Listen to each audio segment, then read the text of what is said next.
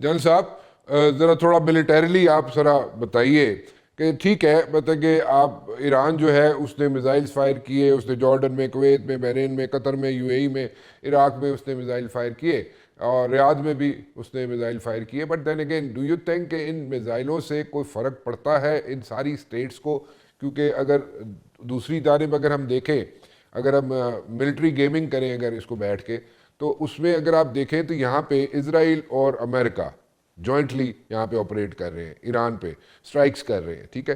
सो आपके ख्याल में यहाँ पे रिजीम चेंज करना, जैसे डॉक्टर साहबा कह रही है कि मुश्किल होगा, अभी भी आप समझते हैं कि मुश्किल होगा? ज़रा एक चीज़ ज़हन में जनरल साहब ज़रूर रखिएगा कि यहाँ पे 85% इन्फिल्ट्रेशन पूरे ईरानियन सिस्टम में इंटेलिजेंस आउटफिट्स की, जो हॉस्टाइल इंटेलिजेंस आउटफिट समझी जाती है ईरान के लिए, उनकी इन्फिल्ट्रेशन हुई हुई है और हर टीयर के अंदर हुई हुई है।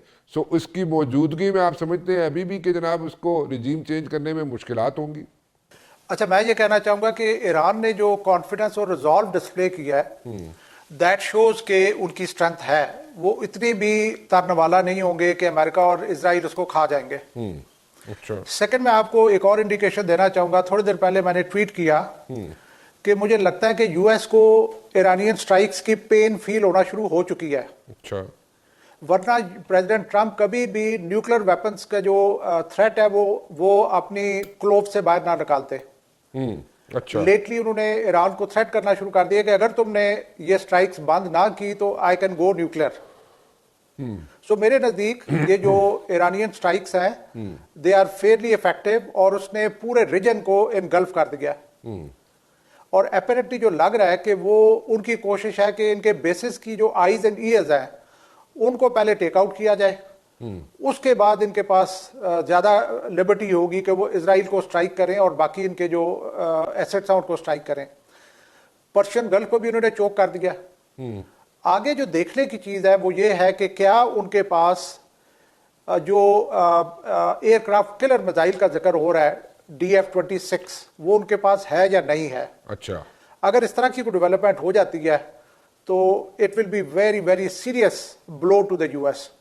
अच्छा। तो मेरा ख्याल है कि ईरान की they have the options up their sleeve जिसको वो अनलीश कर सकते हैं। अच्छा, तो इसमें रिजीम चेंज की जो बात करी डॉक्टर साहबा, इसका मतलब है आप एग्री करते हैं डॉक्टर साहबा से कि रिजीम चेंज इतनी जल्दी नहीं हो सकता? एब्सोल्युटली। अच्छा। इट्स नॉट दैट इजी, ये नहीं हो सकेगा। नहीं हो सकेगा। तो अगर नहीं हो सकेगा तो फिर वॉर जो है स्ट्रेच करेगी? बिल्कुल वॉर स्ट्रेच करेगी। और होगा यही कि जब जैसे अभी ईरान ने स्ट्राइक्स की हैं और अमेरिका उसको एस्केलेट करने की कोशिश कर रहा है कि वो एस्केलेशन को कंट्रोल कर सके थ्रू न्यूक्लियर थ्रेट, इसी तरीके से कोई और एक्शन होगा।